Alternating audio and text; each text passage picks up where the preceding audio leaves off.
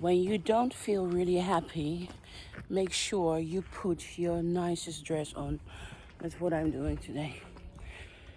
It's the first time in my career, after working for 30 years in the healthcare, that I do not have any clients. I do not have any job. I'm totally unemployed, making zero money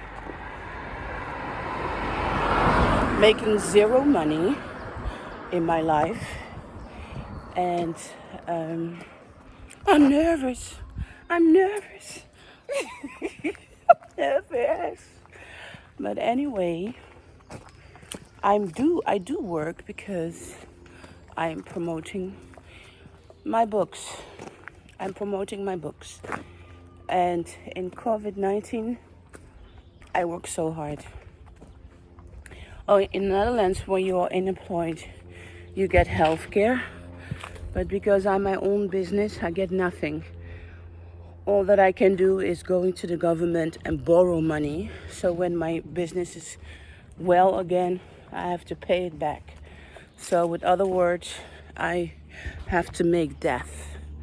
But it's still not necessary.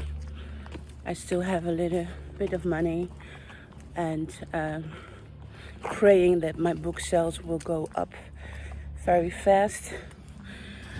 But the point is, I have never did this before, and I am very focused on doing my best to sell my books, Thriller, Betrayal, Thriller, The Dark Side, Netherlands. I have to tell you very honest that doing this YouTube channel make me think so much about my life, about what I accomplish, about what I am. I'm a mother. My son Joshua, I haven't seen him for 2 years because he's very angry and upset, and it's okay for me. It's okay that he's angry and upset because he only knows the story what his father told him and not my story. So one day, there was a day that he really insulted me. He said that his father's family was nicer than my family because I'm on my own. I don't forgive him that. And when he was 20, everyone could wish him happy birthday, but he didn't pick up the phone for me so that I could wish him happy birthday. And that's the moment I decided I'm never going to wish my son happy birthday again. So he's going to be 23 this year, and I'm not going to wish him any happy birthday because number one, he doesn't pick up the phone. Number two, I just don't want trying. His happy birthday is the day that I became a mother, official, the most important thing in my life. Being a mom is the most important thing in my life. And I did a very good job. Even he doesn't appreciate it yet. I did an amazing job. I lobbied for his schools. I did all the things that mom are supposed to do for the children in an absolutely horrible situation. And I think that my son will understand what I did for him after when he's 25 or maybe 30. And in this moment in my life, I don't even want to be friends with him. He can do whatever he wants. I feel like I am living my life and I'm doing good. But I love him to death. I will always love him, and my doors will always be open. So I think doing this project, I can do that because my son is an adult. He has his job, he's going to school. So I have all this time to spend for myself. So that's very, very special. And I'm very nervous how it's going to be, where it's going to be. I really have no idea. But I can tell you one thing. I'm working very hard on my YouTube channel. It's not going up yet. but people are starting to see. And I'm making this YouTube channel because I want to sell my books. In COVID-19, everyone was busy being home, doing other things, and I was really trying to save lives, making sure that people did not get COVID-19. And for 2 years, my life was only about caring. No quality time for myself, really just making sure that the people I have responsibility for, that they were not going to become mental at old age. Many old people that were very lonely in COVID-19, so I spent many of my time trying to take away their loneliness. It was hard. And I feel abuse. Absolutely abused. I have never worked in a healthcare so hard like I did the last 2 years. I really felt I have sacrificed myself. While a lot of people open YouTube channels to do promote all stupid kind of things, I couldn't do that because there was no fun for me to do that. You know, I really had to protect people from not dying, from not getting COVID. And I couldn't go anywhere. Everyone went on holiday. I couldn't because it could affect my clients if I get COVID-19. You know, my client could die on it. And I had a lot of conversation with amazing colleague in the healthcare where the whole people get COVID-19. Some of them really died and some of them survived. So it was such a hard time doing. I have to say hello to hello, Buurman. Hi. So 2020, 2021, in the peak of COVID-19, I felt my life have totally been sacrificed. And in 2020, I just finished my books and I couldn't promote them because I'm a health caregiver. And my first job is to save people. My first job is to make sure I'm there when there is a world crisis. I'm there. So that's what I did. I did my work.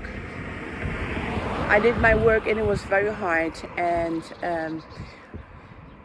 I'm an independent small healthcare business. So all the extra hours that I had to work to make sure that my clients and people that I had responsibility to take care of for that day were okay. I wasn't getting paid because I'm a freelancer. So all these government companies that were registered with the government, they get the hours. I didn't get the hours. I still have to pick up my €1,000 bonus, and that's why I'm really going to make sure I get that. So I just work. I couldn't do anything while investing so much money to translate my books, Thriller Betrayal and Thriller The Dark Side of Netherlands. I just had to wait. I really just had to wait before I could do anything. And that's so devastating for me in a lot of ways. It's so devastating for me that I couldn't do anything. So now I don't have my job in healthcare anymore because I really want to promote my books, Thriller Betrayal and Thriller The Dark Side in Netherlands, that I translated in 7 languages. You know, it's not only me that could not make any profit out of this project, but also the translators, you know. The translators who work on my book, they get in percentage in a cell, you know, so that they can take care of the family. I mean, they are authors. Authors are never rich, always have to work hard, and we don't mind, we love it. But in my project, it will not only benefit me if I succeed in selling my books, it will also benefit these poor authors that didn't make a lot of money for the last 2 years because people were scared to spend money. So I, as a company, I also feel responsibility to make sure that my team, my translators team, hi neighbor, that my translators team gonna have their earnings. So I have bedtime sleeping. because I'm so worried if I'm gonna be okay, if I can do what needs to be done. And another COVID-19 is coming our way. Another mutation is coming our way. What am I going to do? Am I going to be a healthcare giver and take my responsibility for the country, or am I going to keep doing this what I'm doing, trying to promote my book, keep time out?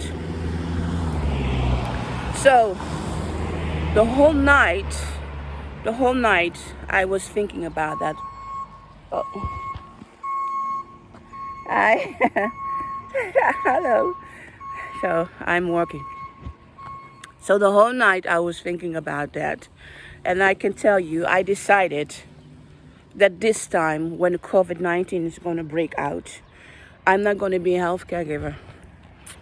I'm just going to continuing making videos and promoting my book, because the government is not going to help me getting back my saving that I invested in my autobiography books, Thriller, Betrayal, and Thriller, The Dark Side in Netherlands.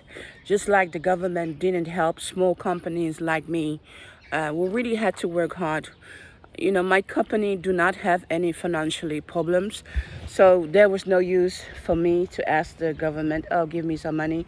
No, we only had to work very hard, not making any big profit, and we are independent, so we made it. I made it. So, you know, so selling books, it's quite my life. I'm thinking, okay, should I go to the market with my books?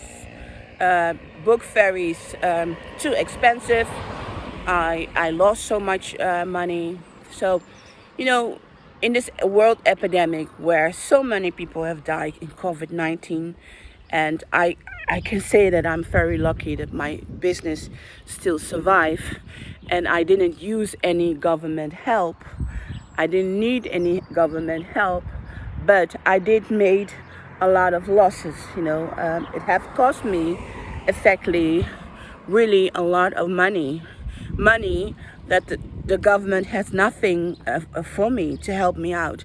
Even I'm one of the company who did really well in COVID-19 because I did not need any government help, but I did lost a lot of money because I had to do so many volunteer work to help people standing. I'm sorry, I'm very emotional.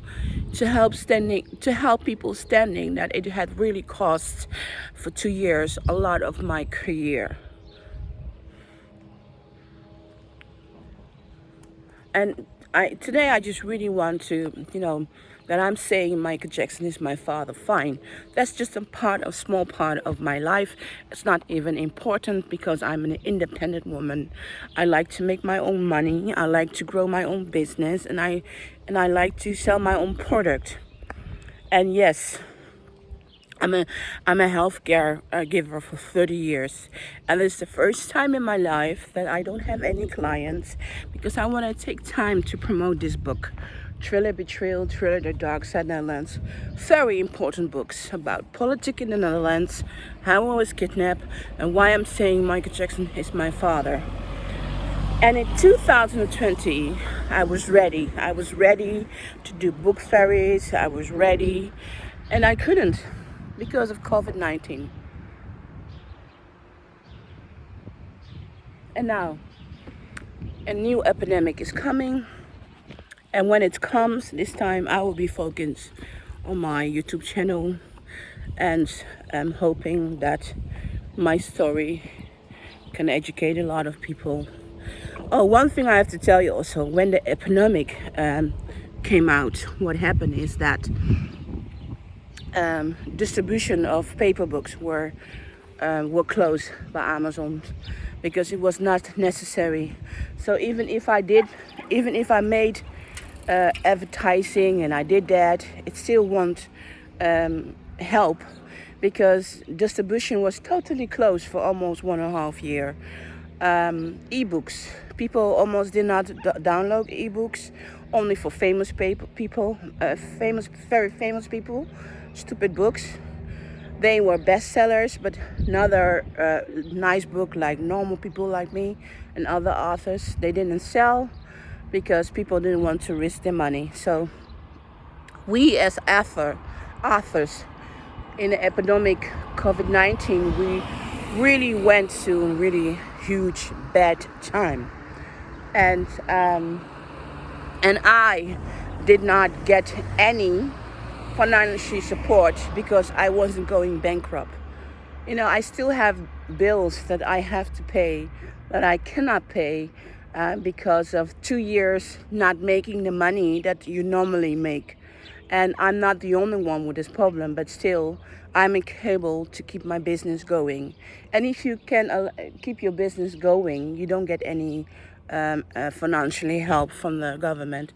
And my business is so very small but strong in the same way that my board of my company, they are extraordinarily proud. But they were also extraordinarily shocked that I said, listen, I'm going to take a time out with my healthcare company to be focused on my books. Because working on my books is also have to affect the translators. The translators that have really financially suffered for the last 2 years because of COVID-19. So I have a team that I have to take care of, and I really want my book, A Thriller: The Dark Side of Netherlands, to sell. And I want people to know this is not easy. This is really hard work. And even I like it, I love it, it's very hard work. And this year, when the epidemic is coming, another epidemic of COVID-19, this healthcare giver will not be giving any healthcare. And that's a really huge decision to make, that I decided, no, I'm not going to be any healthcare giver. The only point that I'm going to be a healthcare giver if this country again really goes black. And my doctor called me, and my doctor said, please, Mocienne, go back to work. We need you. That's when I will go back to work. But I want everyone to know that COVID-19 have been very effective also to my business, to my life, to my personal life. I feel abused for the last 2 years, the way I work. I have been missing my son like crazy. I didn't see my son for 2 years because first years I knew he was going to get COVID because he lived in Amsterdam. And Amsterdam was top #1 of the countries that had COVID. So I only had to wait for it, but it was going to come. I knew that 100%.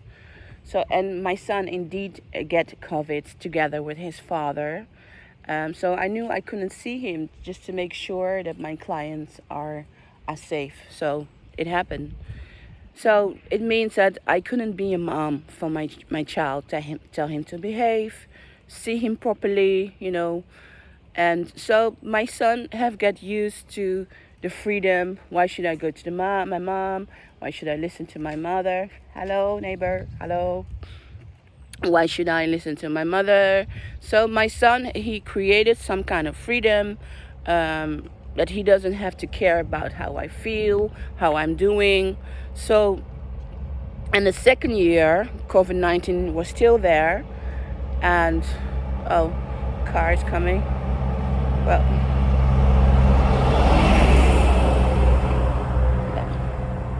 the second year, COVID-19 was still there, and he was finishing the school. It was also very hard on children to get the diploma and all the things. Another year that he was very independent, don't need his mother. And so another year that I couldn't see him because COVID-19 was still there. In July, he was so used 1.5 years not to have any contact with his mom because his freedom, he doesn't have to listen to his advice. So my child have a freedom, and he said, life is good without a mother bugging me, do this, do that, think about this, think about that, And, my son knew how hard I was working in healthcare. So it was very easy for him also to ignore me when I did try to call. So this was also a very difficult time for children and for parents. But anyway, now COVID-19 another is coming. I'm gonna make sure that I take care of me, take care of my team, and I'm gonna work my butt off to promote my book, Thriller Betrayal, and Thriller the Dark Side of the Land, not only for me, but for my amazing international team. So I hope I have explained to you why I'm having so hard time sleeping and what's going on today. And I have learned one thing. If you are not in a good mood, make sure you dress nice. So I put on my favorite dress today and my bag. Yes, this kind of things really works on a woman for me. And I think, yeah, I'm going to write my YouTube followers and I'm going to tell them this. But it's not easy, so I didn't start my YouTube channel just for look at me. No, I really want to sell my book, Thriller Betrayal and Thriller the Dark Side Netherlands. And I really want people to get it, that it's not easy and it will never be easy. And this is real. I really want to tell my story, my autobiographic story, and I'm willing to do a lot for it. Hello. Hi. So with this message, I'm going to close. And to my translators, I want to say I love you very, very much. You're amazing, and I'm going to work very hard for you to make sure that you get the success and the credit that you deserved for your absolutely amazing work that you did. I want to say really thank you very much. And to my YouTube followers, thank you very much for following me, that I can show you my journey of what I'm doing. I refuse to be in channel where I only show you the nice thing and the nice things and the funny things. I really want to tell you when it's difficult for me to deal with the situation. So I think this is the best way that you can get to know me. So this is what's going to my mind, and maybe it's a bit long, but I really wanted you to know that. So have a nice day, and thank you very much. Thank you for following me. Thank you for understanding, and I really appreciate you all. There was Mocienne Petit Jackson. Bye-bye.